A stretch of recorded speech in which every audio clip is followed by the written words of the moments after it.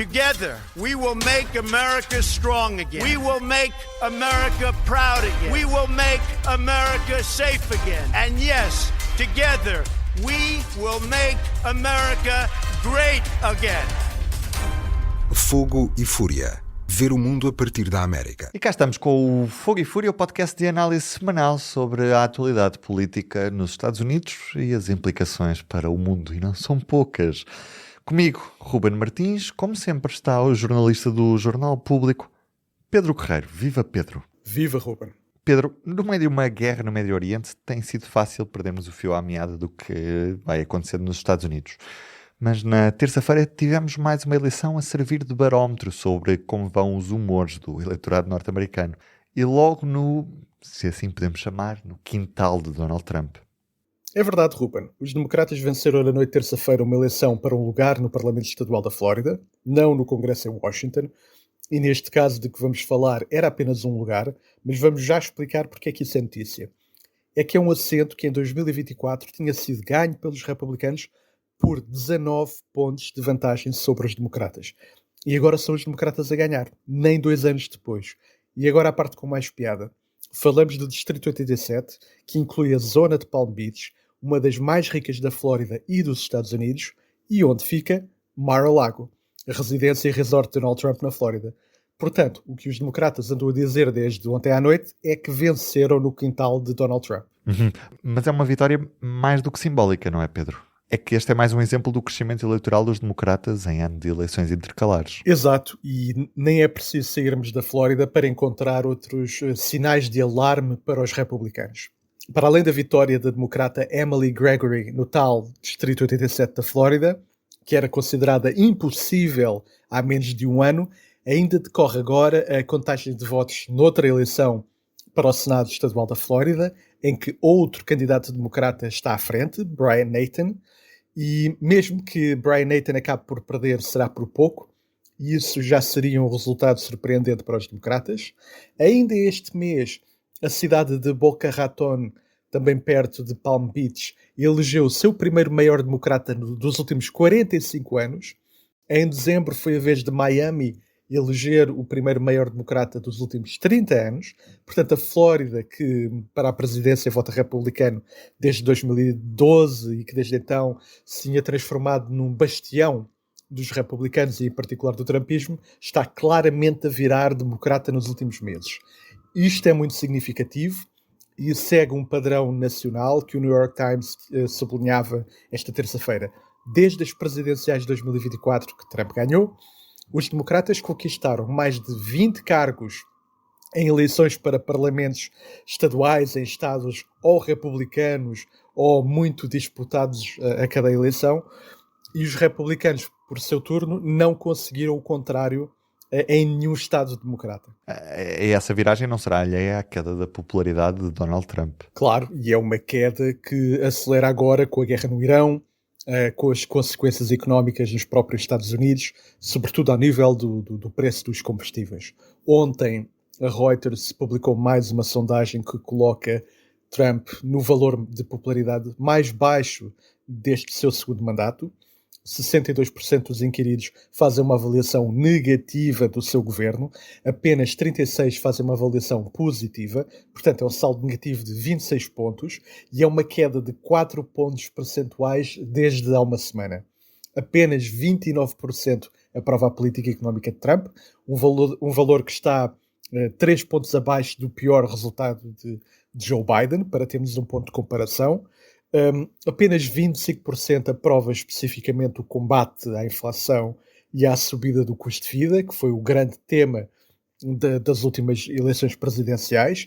Evidentemente que agora a guerra no Irão está a puxar Trump para baixo. Apenas 35% dos inquiridos pela Reuters apoia os ataques ao Irão. 61% condena. Isto são números que estão a piorar de semana para semana. É evidente que depois, se formos a ver estes números filtrados por filiação partidária, é claro que os republicanos continuam a apoiar Trump de forma esmagadora. Mas mesmo assim, com a perda de alguns pontos que, somando à queda do apoio a Trump entre os eleitores independentes, representam de facto um sinal de alarme para os republicanos em ano de eleições. E vale a pena lembrar, a 3 de novembro vai a votos toda a Câmara dos Representantes, 1/3 do Senado em Washington, e se o partido perder a maioria que tem nestas duas câmaras, isto vai ser um enorme bloqueio para a agenda Trump e vamos ter um presidente muito mais condicionado até ao final do seu mandato em 2028/2029. E nos últimos dias vemos Trump a tentar descalçar esta bota iraniana. No fim de semana deu um ultimato a Teherão para reabrir imediatamente o Estreito de Hormuz ou a enfrentar consequências militares extremas. Depois recuou, disse que estava a negociar com o Irão, mas o Irão desmentiu e disse que Trump estaria provavelmente a negociar consigo próprio. Oh Pedro, o que é que se passa? Fizeste bem o resumo da novela, Ruben. Trump continua a fazer uma gestão bizarra deste conflito. Não é só a questão de não ter sido claro até hoje sobre qual foi o real motivo para atacar o Irão, ou de Trump dizer que a guerra está ganha para depois pedir ajuda aos aliados e depois dizer que não precisa dos aliados, ou que a guerra está a terminar, mas depois diz que está para durar. Nos últimos dias houve muitas contradições também sobre o que é que Washington estava a fazer para negociar o fim da guerra. O que parece ser claro é que a administração Trump está à procura de uma saída negocial para este conflito ou para descalçar a bota, como tu disseste. Mas vamos ao ponto de situação desta quarta-feira. Os Estados Unidos enviaram ao Irão, através do Paquistão, uma proposta de 15 pontos para terminar o conflito. Desses 15 pontos fazem parte a exigência de desativação das centrais nucleares iranianas, um compromisso iraniano de que nunca vão desenvolver armas nucleares, o regresso dos inspectores internacionais ao terreno, a reabertura de Hormuz, um limite ao número de mísseis iranianos, o levantamento de todas as sanções ao Irão. Portanto, é um regresso quase total ao acordo nuclear que esteve em vigor entre a comunidade internacional e o Irão e que Trump decidiu rasgar durante o primeiro mandato.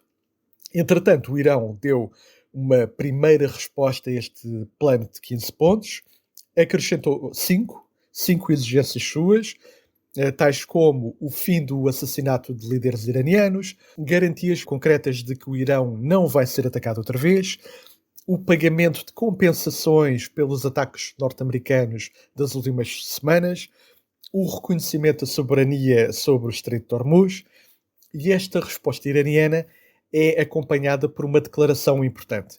É o Irão que decide quando é que esta guerra acaba e não Donald Trump, e concretamente o Irão não vai permitir que seja Trump a cantar vitória. Portanto, a parte boa é que há aqui, talvez haja aqui uma oportunidade e uma vontade de acabar com a guerra. A parte má é que há muita margem para desacordo entre Washington e Teherão nestes 20 pontos no total. E a leitura que podemos fazer de momento é que Trump, de facto, entrou numa guerra que se arrisca a terminar segundo os termos ditados pelo Irão e não por Trump, e isso vai pesar também internamente na popularidade de Trump e nas perspectivas eleitorais dos republicanos em 2026. Pedro, não nos podemos esquecer de outra crise nas mãos de Trump. O que é que se passa nos aeroportos norte-americanos e porquê é que há agentes do ICE a passear dentro dos terminais destes aeroportos? Bom, contextualizando rapidamente, os agentes da TSA, que são os agentes da Agência Federal para a Segurança dos Transportes, que fazem o controle de segurança nos aeroportos, que veem a bagagem, que pedem o passaporte e os documentos de viagem, não estão a receber salário desde meados de fevereiro.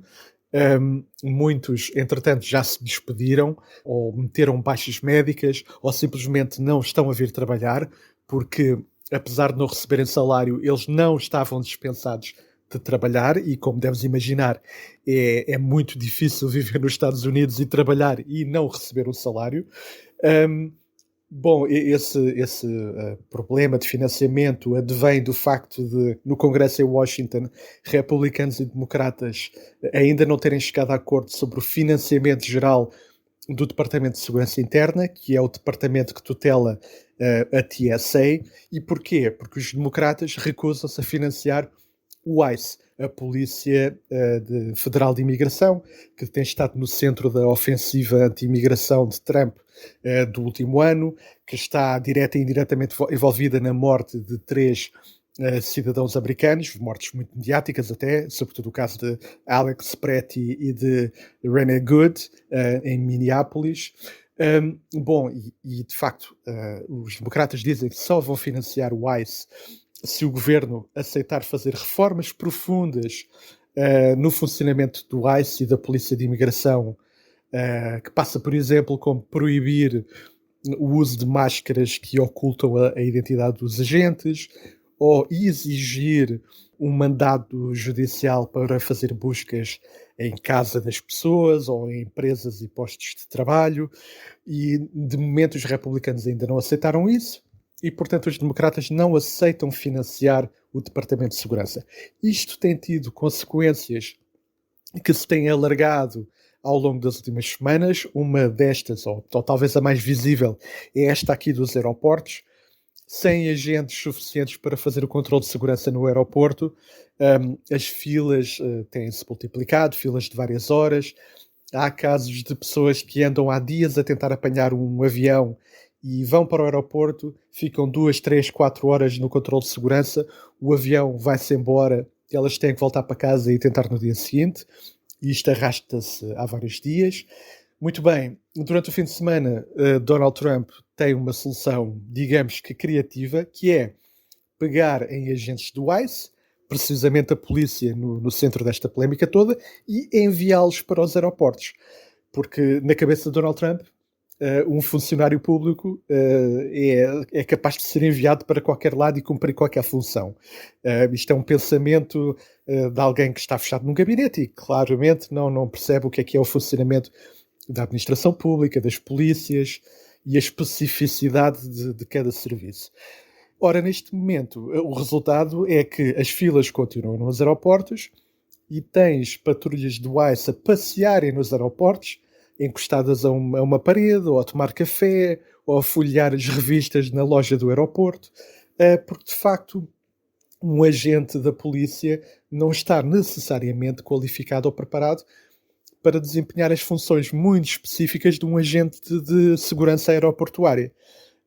E pronto, é mais um exemplo do populismo criativo de Donald Trump e de como tentar encontrar soluções muito simples para problemas complexos normalmente cria apenas novos problemas. Já ouvimos na Guerra do Irão com esta ideia de que Trump podia resolver qualquer diferendo em torno do nuclear com o Irão e apenas agravou toda a situação do Médio Oriente, e vemos também na frente interna, neste caso, com a segurança aeroportuária. Pedro, um abraço. Da nossa parte é tudo por hoje. Até para a semana.